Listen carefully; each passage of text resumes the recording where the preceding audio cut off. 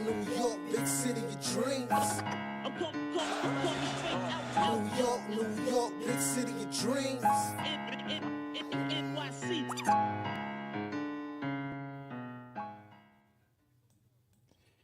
Will somebody please find the real Alec Burks? Please. Can somebody please find the real Alec Burks? He was last seen in Detroit right before the trade deadline. I'm putting out a missing persons report on Alec Burks and his three-point shot because the man has been shooting under 33% from three since he's been a Knick. And it's killing me and my mood. What's going on? This is JL's Knick Of Time Show. Giving you that Knicks talk, just in nick of time, and the Knicks lost to the Pelicans. Knicks have been down 4 starters. No Jalen Brunson, no Julius Randle, no Mitchell Robinson, no OG Anunoby. Just lonely Dante DiVincenzo all by himself. The only lone starter to start for the Knicks. We fought for 3 quarters, but lost to the Pelicans 115-92. And we're going to talk about it all. Not going to lie, guys. This is going to be probably a short post game, but we'll get straight to it. I'm going to introduce you to the man, the myth, the legend, the guy with the stats and the facts. Brian G's in the building. And to be real about it, I ain't got much to say about this game. I'm just keeping it real. Yeah. And we also got my girl, Rookie of the Year, Mad Knicks fan, Ebony. How you feeling, Ebony? I might have a little bit more to say about this game than y'all do. I just might have a little bit because I wasn't all for this trade in the first place. It had to be a way we could have got Bogey without Burks. That was definitely a hey, bring my guy over. That was a Tibbs. Come on over. We missing Grimes. There's some people missing Grimes. But a lot. It's here. The thing is, even with that being said, what team in the NBA can realistically compete with 4 of their starters injured? It's not ideal. There's no team in the NBA that can win consistently with 4 starters now, which is why it's really hard to just go in on the trade. Look, the Knicks have been 2-5 since the trade. They haven't had a losing record since that trade, but we haven't had our starters either. So I get it, but that's my perspective. My perspective on it, Jay. My perspective is that definitely my understanding we missing players. We've been missing players for a while now. It's been a couple of months we've been going through this injury bug. But again, I'm gonna keep saying that the difference between now and before is we were winning these ugly games like this because we didn't have to depend solely on our half-court transition. Now, granted, we didn't have Brunson, our creator, but even today we had to depend solely on our half-court defense. You seen them trying to get out and transition, but it wasn't as much as we would like. And it was a lot of just pick and rolling with not a lot of movement today at all. Things like that you can control. Like that stuff you can control. You can start now. You can't just say I have to wait till they get healthy. That stuff has to start now. I don't think that's fair. Yeah. Like, who's the pick and roll maestro on this team? I was saying the same thing. But that's what we did all night, though, Jay. That's what I'm saying. Who is the pick and roll maestro? There is no pick and roll maestro on this team. That's the point. We did that all night tonight. Literally, pick and rolls all day, all night, going nowhere. Exactly, because we don't have pick and roll maestros on this team right now. It's just the nature of being shorthanded. Like, we just have to. It's gonna be really tough to survive without an MVP candidate and an all NBA guy and one of the top defensive players in the league, 2 top defensive players in the league just not playing. It's just we're surviving on not surviving. We got Miles McBride starting, who he was kind of tentative today. I thought he was gonna try to get into his bag a little bit with more minutes. He was on his driving kick today. We had Dante DiVincenzo, he's going to put him up like he did. We had Josh Hart, who gave all he had. He gave all he had, but he's not a 1A guy. He's a guy who's going to play fast, get to the mid range, and he's going to shoot open shots. But when its pressure is on, especially in that third and fourth quarter, and he's been playing 100 miles per hour for 3 quarters, he's going to run out of gas. So like we got guys who are playing out of their roles, and Precious Achiuwa, who looks like every time he tried to shoot the ball, he almost traveled. Like we're playing a lot of guys. You're stretching a lot of guys past their normal roles. Yeah, it wasn't an almost travel. He was traveling, but I understand all of that. I get that. I get that we're out of, but you can't keep making the excuse because we weren't making the excuse before. We were playing through this. You understand? We have to play through this because there's no guarantee that these guys come back anytime soon. So we have to, the small things like keeping your man in front. Like today, yeah, the defense was better because we had more defensive players, but then we couldn't score. That's what Bogey and that's what Alec Burke was, I was told, brought here for games like this when we can't score. They're supposed to be our scoring punch, but I'm not seeing that. I'm not seeing them make the offense look better, make it easier. And he's supposed to be bona fide scorers. That's all. Like so, I get we're short-handed, but we're not even handling the business that we can start to handle or start to gel. You Well, can't just wait till your players come and say, "Let's play now." Like that's well, all I'm saying. well. The one thing I will say is Bojan. He had 20 points, 6 of 14 from the field, 42% from the field, 40% from three. It wasn't the smoothest offensive game, but he gave us something. I actually felt like maybe Tibbs should have went back to him a little bit earlier in the third quarter because that third quarter we struggled to score. We struggled to score. So I was like, damn, maybe we should put him back in a little bit earlier than the last 2 minutes. But for Bojan, I still feel like he might be a work in progress. Alec Burks, though, can Alec Burks please come to New York, please? But Alec Burks, we might as well just put Alec Burks on a milk carton at this point. Like I don't know where his game is. It is lost. The man was dropping 30 points in Detroit before he got traded and came here and just it's been terrible. Terrible.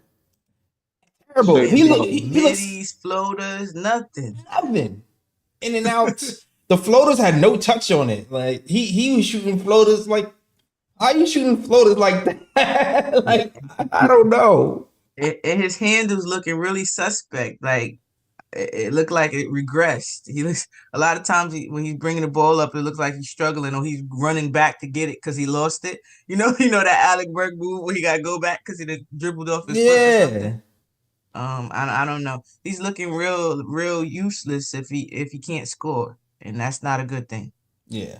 So I don't know. When it comes to me and the Alec Burks and Bojan thing, I still feel there's more. I see glimpses from Bojan. I'm still waiting for Alec Burks to show up. I know with Bojan is just maybe he doing too much. He wants to be comfortable, get comfortable type thing. I see him competing, but even his shots today was like he couldn't in the beginning, like first half, that first sub he had, it wasn't pretty. Yeah. It wasn't pretty at all. He was struggling. So I give it to Bogey because at least he's trying, he's competing, trying to do other things besides just score. I see a little bit of his playmaking, his passing ability. You know, I see that. But with Burks, it's like, what else can you do when you don't have the ball? What can you bring to this Knick team when you do not have the basketball? How can you impact this team? I saw him trying to defend. He had one block, but I saw him trying to defend. He's just really bad offensively, man. He was just really bad offensively. Ryan, you quiet over there. I know you got the face of like disgust. He looks confused. Hi, what's up, Ryan? Ryan, you got the face of disgust. He's just like, I'm tired of this bug. When's the next game? That's it. I mean, honestly, this is just one game I just wanted to pass over. But yeah, at this point, whenever I hear Burke's name, like my face is just scringed in disgust because first and foremost, I didn't want it from Detroit. Everyone knew that. You know, I was not for him coming from Detroit. I would have rather the Knicks go with another option. I didn't like the way he played under Thibs towards the latter part of his career with the Knicks because Thibs was using him as a point guard and it just was not working. Now he comes to the Knicks. I'm like, okay, I'll give him a shot because, he's playing well. He played well in Detroit. He's dropping buckets. He's shooting well from three. We need shooters. Fine. I'll give him a chance. He's not shooting any three-pointers. None of them are going in. His mid-range jumper, which used to be his bread and butter, last time he was here with the Knicks, that's not going in. He's driving to the basket.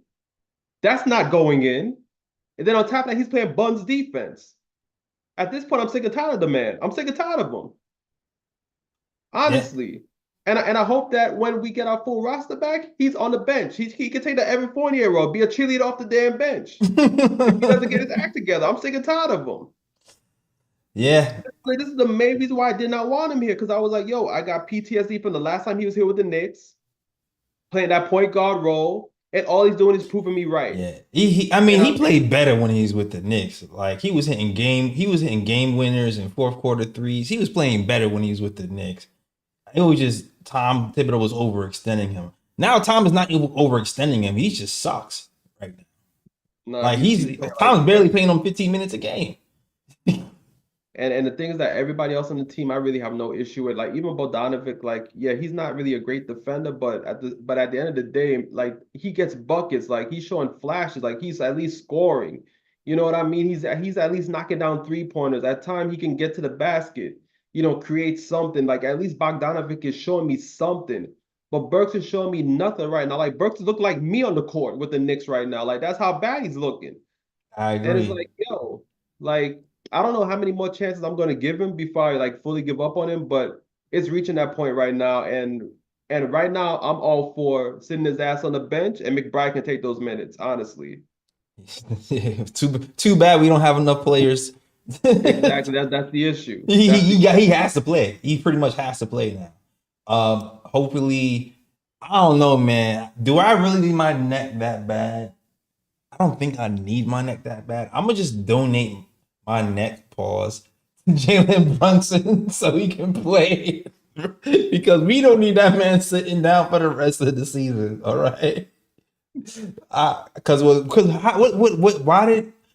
was Jalen Brunson's injury? It was some wild. It was like neck spasms. Neck spasms. How you get that whole injury is a pause. Oh, neck spasms. Okay. Yo, I mean to be, but that could happen when, because the way he always head faking and people always coming down on him like that. So. Okay. Yeah, that makes sense. That makes sense, bro. But I mean, low key though, I was glad he got a game off to be honest about it, low key, because I'm like, yo, that man's been playing 40 minutes every game. I don't even care if that's a phantom injury or it's an injury. Like, yo, rest that man. Like, give him a rest here and there. Let him get his legs back. Man, Josh Hart I feel bad for Josh Hart. I feel bad for Josh Hart more than anybody else on this team. Guarding Zion, taking charges from that big guy, that bull. Like, to me, that's another thing that this game kind of worried me about. Like Tibbs, I said he's learning, he's trying to change things up, but his minute management, like or just the fact we knew this game probably wasn't gonna go in our favor. You understand that? We knew that. He probably had a feeling in his head that it wasn't gonna go in our favor either. Why not just use your whole roster? Why would you do that to Josh Hart and them? Why would you understand? You trying to play Jacob Toppin in 20 minutes? It doesn't. We knew we had no choice, but the reason we're dealing with these injuries right now is because the minute management. A lot of these injuries are just a lot of usage. Achilles. These are elbow inflammation. This is just dead serious overusage injuries. A lot. Except for Julius Randle being, undercut. Everybody else's hamstring injuries with Dante. You don't want to force those. You don't want to play with those. Those are injuries you can have over and over and over. It can get worse. You can tear it, but they're nagging injuries rather. and those come with overusage. We're trying to get somewhere. You get what I'm saying? Like, I get we need these wins, but we don't need no more injuries. We can't afford a Josh Hart or Dante. We can't afford that. We're in a rough spot. You playing Jacob Toppin all minutes. We how many minutes you playing Jacob Toppin?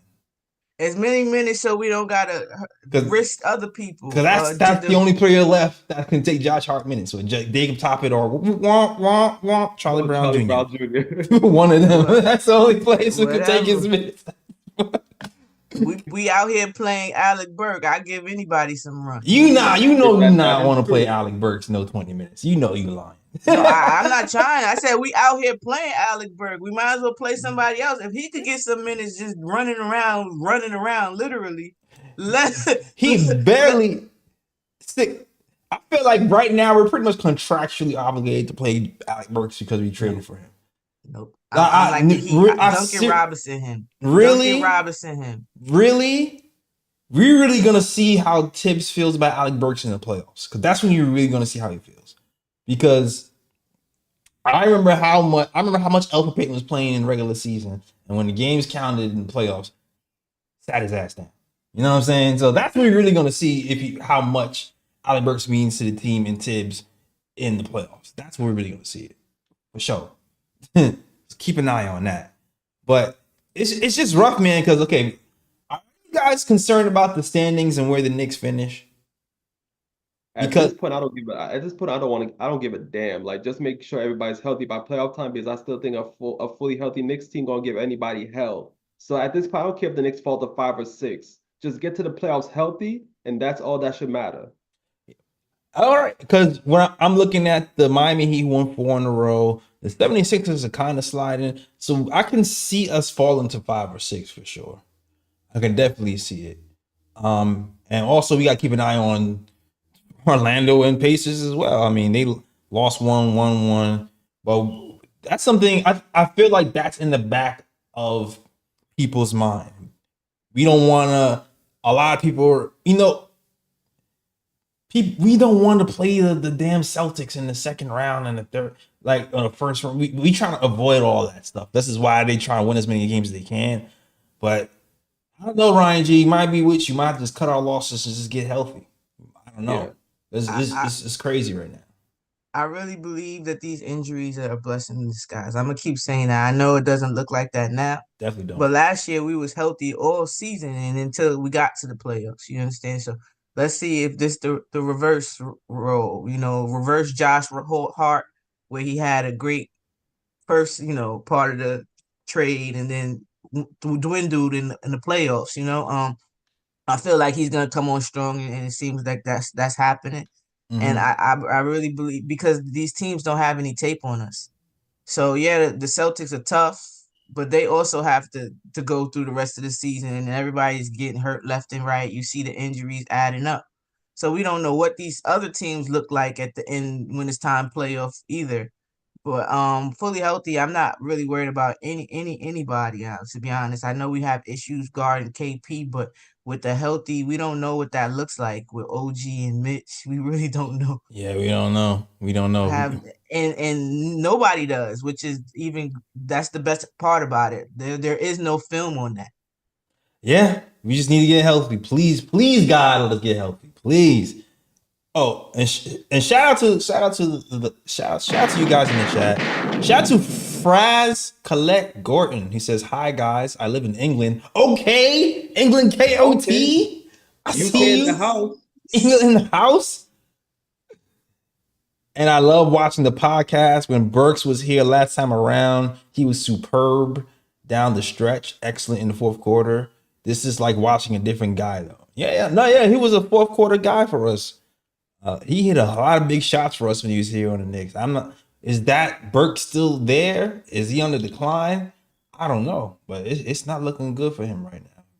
It's not, but hopefully he gets it together. Mark Boswell says he might fall 5 or 6. Yeah, I can see it. If we're scared of facing, Angrill says if we're scared of facing the Celtics before the ECF, we don't deserve to make it there. I feel you. I ain't never scared. I ain't never scared. What? What? I'm not. I'm not fully healthy. That is, I still think it's best to try to see if we can face the Celtics in the um in the Eastern Conference Finals rather than the second round. Save the best for last. Yeah, I mean, we don't have a choice now. We just gotta get healthy at this point. We might just have to get healthy. But speaking of healthy, Shams bomb. All right, Shams bomb. Shams had some reporting. This is the first type of reporting where we actually got more of a timeline instead of a guess. There was some news on OG Anunoby. It was reported that OG Anunoby has been hitting his benchmarks as far as health, and he should be starting shooting soon. But Shams specifically said that he is 2 to 3 weeks away from joining the team, and we can't get him here fast enough. So I'm hoping we need you. We need you, man. We need you. And shooting for him is a big deal, of course, because he's had elbow surgery, and that can directly affect your shooting. So hopefully he's back 100% for us, and he can alleviate Josh Hart. I know nobody will be happier for OG to come back than Josh Hart playing 40 minutes a game. Can Josh Hart survive playing 40 minutes a game for 2 or 3 more weeks? Jeez. That's what I'm saying. Like at least get him in some more rest than that. You gotta play. You have to. And it's not even 40 minutes of him playing his position. He's playing against people 6'8" and better, 6'9" and better, with like damn near 80 pounds on him. Maybe even more. I might be just undercutting it a lot, but you get what I mean. Not Like that's a today. lot of He's playing that's a lot Zion. of punishment. Yeah, that's a lot of punishment, man. A lot of punishment on the body. Yeah, I commend him and Precious, because him and Precious had to take turns guarding Zion and Ingram, and they did a good job in the first half. They were shooting like 33% from the field in the first half, but that's a lot of wear and tear on your body to do that for the whole 4 quarters. So man, get that man some icy hot. Apparently he changed his diet and he's all plant-based now, so his body is recovering even faster. So yeah, you picked the right time to do that, brother. Yeah, he changed his game too a little bit. Definitely. I see him, most dunkers do. You've seen Blake Griffin do it. Because if you want your career to last longer, you have to. You Yeah. can't dunk on everybody. One that's takes a lot on your knees, and the damage you can take getting fouled in the air, that could be deadly too. So like you see him, he's not looking to posterize everybody, just to get a bucket. However that he can. And also, you mentioned his playmaking last episode. Ebony, he did a pretty good job playmaking in the first half. So I don't know. Maybe there is something to that playmaking statement that you made, because I feel like I'm seeing it more and more. There's been a couple of people who have to stretch themselves, and they don't look natural stretching themselves. But you in particular. You poor baby. He tries hard. He tried. He was trying. He tried. He tried. I mean, he did get Zion on a couple occasions though. He did get him on a couple. He got him in foul trouble. He got Zion in foul trouble. I give him that. The refs like Precious today, because that baby was the feet was going. All day long they could have did that. They knew every time they watch Precious, they were just pretending they was watching the Pistons game and they didn't see it. Yeah, they didn't see it. But I thank you. Appreciate y'all. Exactly. Because it happened a lot. It did. Oh man, he was dancing with the stars over there. That was crazy.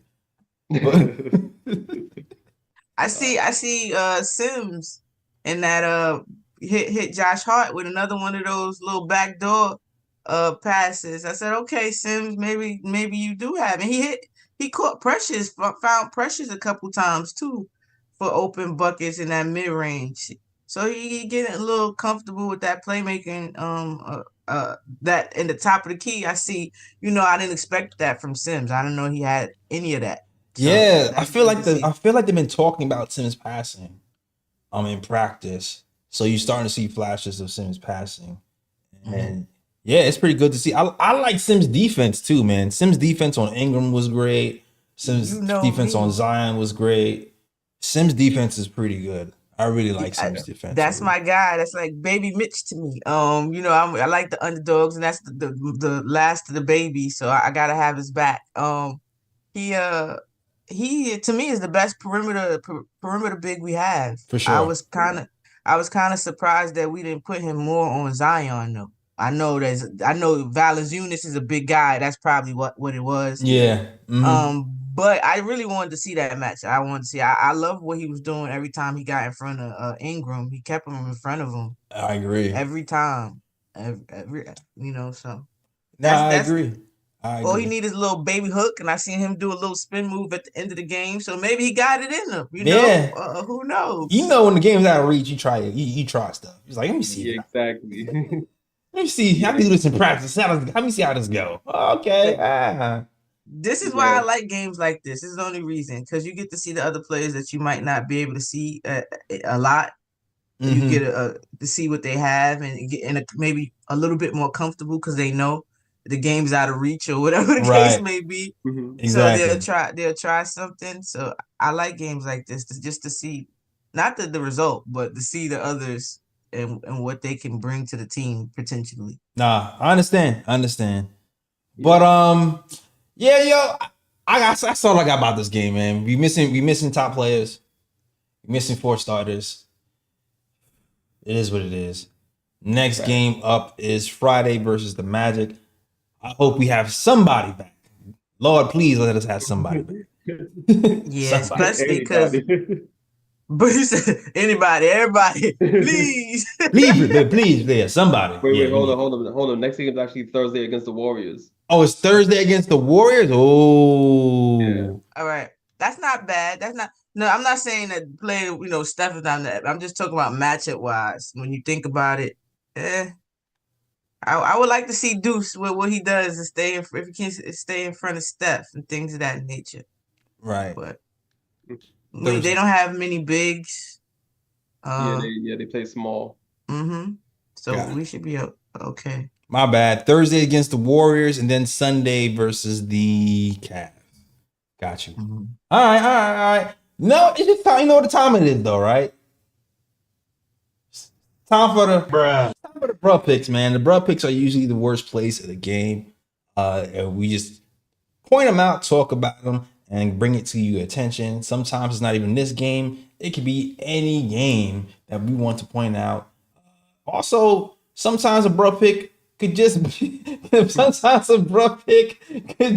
be something stupid, something dumb that you want to point out. Sometimes you just want to bring a bazooka out and blow it up in everybody's face. That's a bruh pick for us. So we gonna bring it, man. Bruh picks are coming. Who wants to start? I already know both of y'all got it. I see you with the bazooka, so I know you got some. I know Ryan G's been holding some since yesterday after the show ended. I forgot some too, Ryan. I did. Go ahead, Ryan. Yeah, I got one. So the Nets and the Grizzlies yesterday. So, the Nets walked into Memphis. They smacked the Grizzlies. The Grizzlies got a lot of injuries. They're playing a bunch of G League guys at the end of the bench and things of that nature. So my guy, G.G. Jackson, my G, as you know, he's shown a lot of promise this season. And for him showing a lot of promise, the Memphis Grizzlies awarded him with a contract. But last night against the Nets, my guy struggled. 1 of 13 from the field, 2 points. And one of the reasons why was because my guy, I think he got a rebound and he was under the basket. He was trying to go up. He was trying to go for the shot, but he saw that there was 2 Nets guarding him, and he was like, "I don't want my shot to be blocked." So my man did 1 pump fake. Nobody moved. 2 pump fakes. Nobody moved. 3 pump fakes. Nobody moved. 4 pump fakes. Nobody moved. 5 pump fakes. Nobody moved. 6 pump fakes. Nobody moved. And then my guy finally went up and shot, and he missed. Bruh. Oh, man. Hold on a second. Maybe I can find it.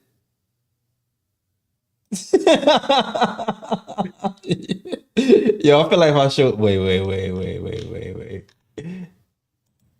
I feel like if I show it here, I'm gonna get flagged. I don't want to get flagged. Oh my God. Get up. Is this it? Okay, I got hold on. When you see it, it's even funnier. When you see it, it's even funnier. Because the speed in which he spams the pump fakes are hilarious. You see it?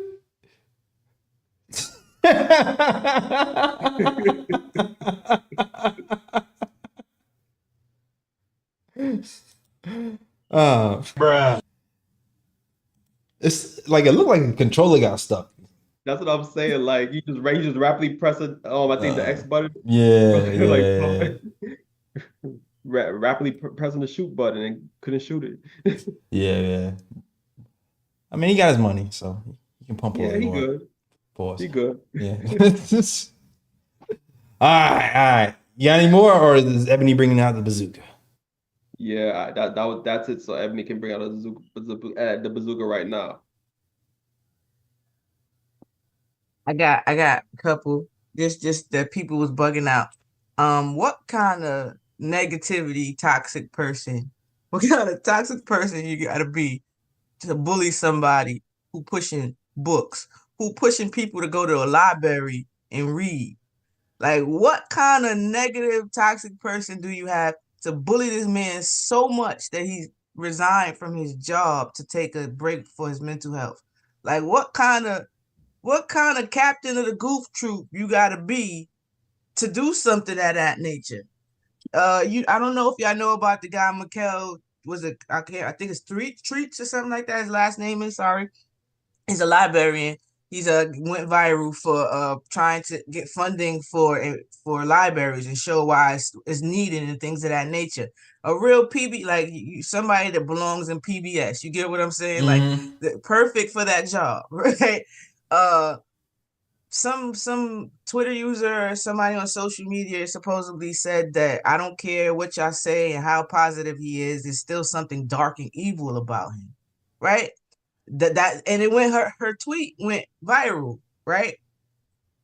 So much so, I guess that hit him, and he's taking a break. And I guess social media, they do what they do.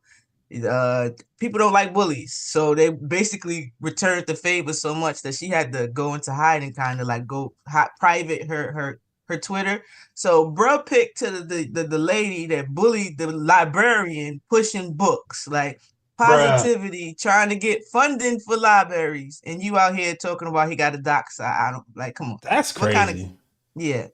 Wow. That's the first one. That's the first. That's Twitter for you, man. I'm sorry. Yeah, yeah, absolutely. That's the most Twitter story I ever heard in my entire life. Trolling positivity. Company. Come on. I mean, where have we heard that before? Come on, trolling positivity. That's not very foreign to us. We've all been on Knicks Twitter. Like that's Twitter's bag.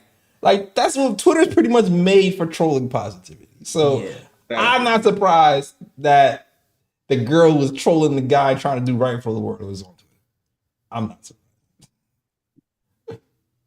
My second one was Wendy talking about how Allen Iverson wouldn't be well liked in today's basketball because of his he said his high. Who said that? His high use. Winhurst. Oh, what?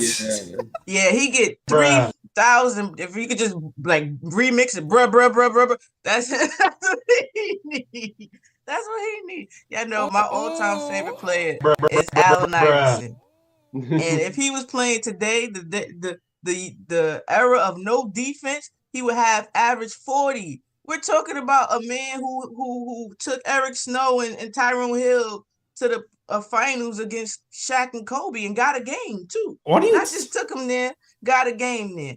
We're talking about somebody who you couldn't keep him in front of you, and with hand checking, you couldn't keep this man in front of you with hand checking. You talking about he not gonna be well like now? Are you serious? We like Amian. If Amian a super, come on, break that down again. What was his reasoning for saying that?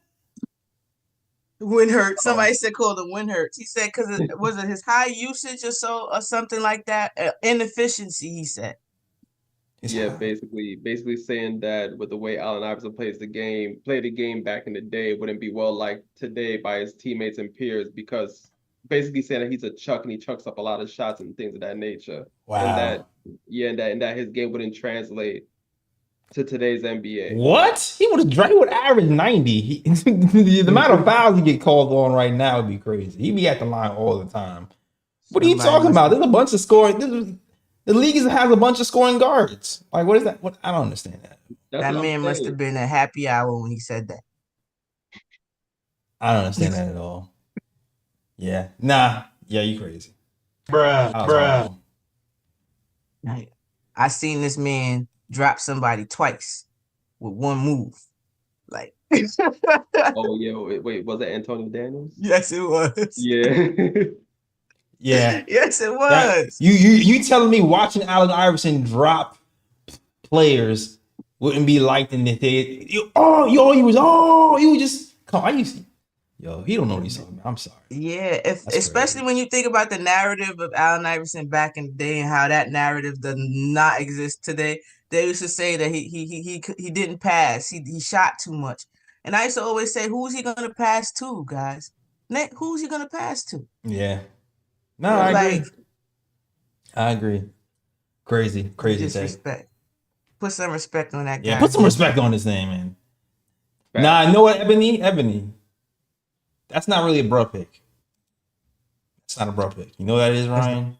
Oh, I know where you're going. You know what that is, Ryan? That's whose man is this, man? Whose man is this? Yeah, he was wilding. He was. Whose man is this? Crazy. He was wilding. That's wild. Oh man. Yeah. That's why I had to bring out the bazooka. That's the bazooka. Yeah. He was wilding. But I do give him props for this though. He stuck with his take, even though Stephen A. Smith and Kendrick Perkins was getting at him. He still stuck with his take though. My man said, we're going down with this strip. Exactly. Shit. Wrong and strong shit. Exactly. Yeah, you're right about. He stood on business with that take. Yo. And shout out to Kendrick Perkins. Yo, you see Stephen A's taking Kendrick Perkins, all of Kendrick Perkins takes now. You see what's happening, right? He trying to get back into the community, but it's over. It's a wrap for that.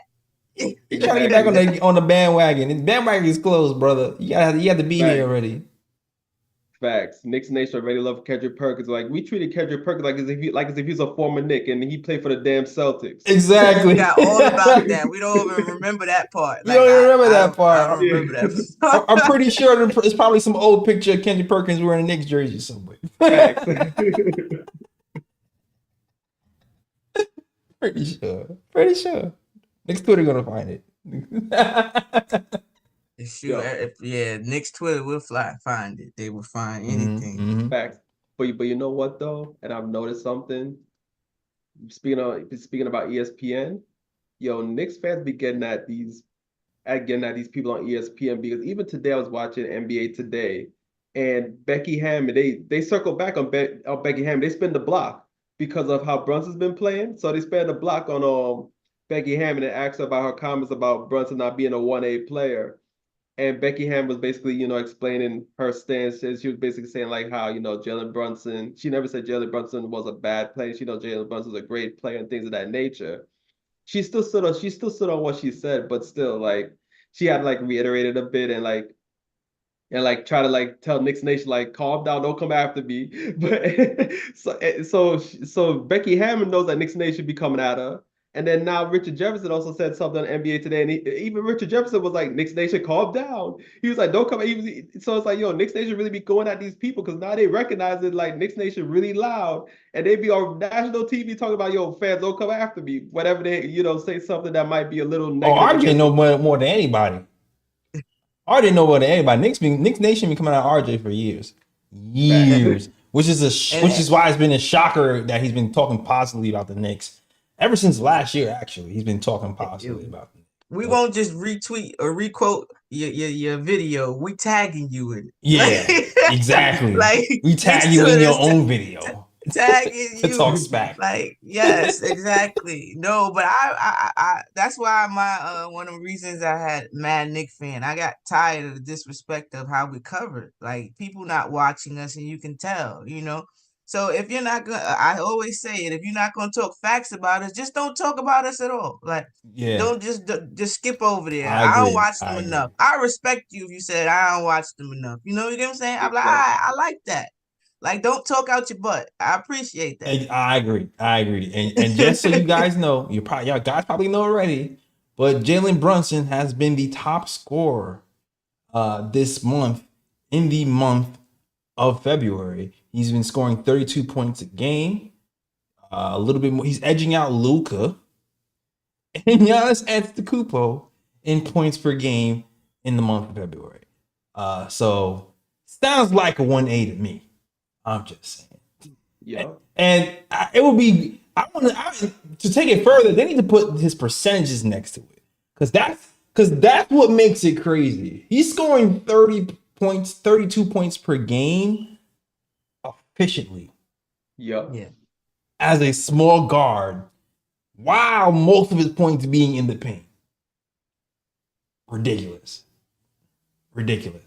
That man is like that man. That dude is a guy who can break that mold of the 1A who gets a championship. Like I could definitely see it. We just need the right pieces. That's it. He liked that exactly, John Steven. He liked that. John I just wanted 17. My bad. Yeah, I seen another quote from shout out to the page NBA University with the stats. That says I don't know if it just points per game. Mm-hmm. Yeah, that's what you were just talking about. Yep, points per game, 32 points per game. In No, this is for players drafted 21st or later. Oh, he got to be first in that. It's him and Jokic. Yep, Him and Jokic and maybe Jimmy Butler. It's him at 1, Brunson at 27 and 7 points per game at 59.3 true shooting percentage, TS percentage. And Jokic is number 2. Maxi is number 3. Maxi coming at 3 at 25.8. Okay. Bane at number 4, 24. Simmons, Kuzma, Siakam, Murray, because his name was just messing me up just now. Jeremy and Butler. DeJounte was about to kick my butt just now. I couldn't get it out. But yeah, that's the top 10 of players drafted 21st or later. 21st or later. That's what's up. Nice. Also, a crazy stat you guys probably saw is Dante DiVincenzo was third in the NBA in 3-pointers made. That's crazy too. That's super crazy. I was hoping he would come back with a 30 piece. He was averaging 30 before his hamstring injury. I wonder if he'll get that back to form. That efficient 30 he was averaging before he hurt his hamstring. When we was talking about is he a star? Hopefully that comes back. We'll see what happens. But yo, that's the show, yo. Thank you guys for watching. If you here watching Knicks talk after a loss, you're a Knicks fan. You're a Knicks fan. All right. You're officially a Knicks fan, and you're in the right place because we are diehard Knicks fans too. So I appreciate you guys for rocking with the KOT show. Shout out to John 17 and Grill, Mark Bishore. Who else is in the chat? Who else? Everybody else is in the chat. I know some people who's kind of shy not talking, but shout out to you too. All right. That's the show. Thank you guys for watching. Ebony, let them know where they can find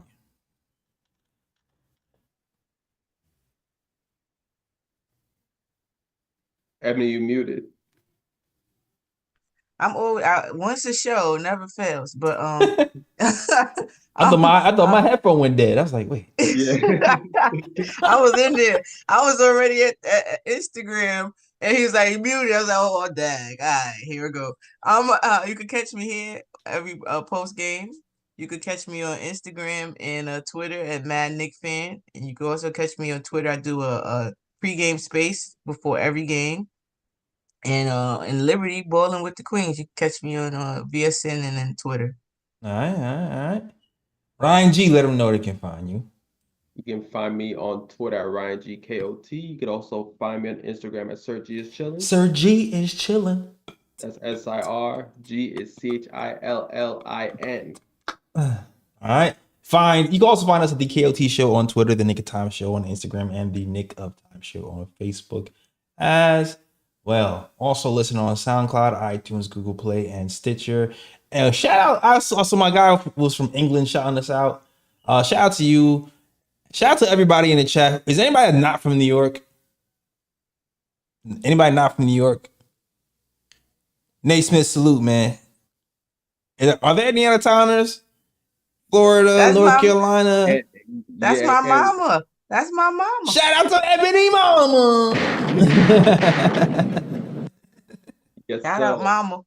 And also, when we talk about out of towners, we don't mean like you lived in New York and then you moved. Like you legit was brought up somewhere else outside of New York City. That's what we're talking about when we say out of towners. Because y'all still got New York in y'all blood. Y'all just living somewhere else. Yeah, I guess maybe not. I guess the only dude from England, that was about it, I guess. All right. That's cool. That's cool. Well, thank you guys for watching. We'll see you next game on Thursday versus the Golden State Warriors. When McBride will do his best to shut down Steph Curry. All right. It's going to be a barn burner. All right. That's the show. We out of here. And as always, shout out the Worldwide West. Everywhere we go, we leave a worldwide mess. Some mess out here in these Knicks YouTube streets. That's the show. We out this mug. Peace. York, New York, big city of dreams.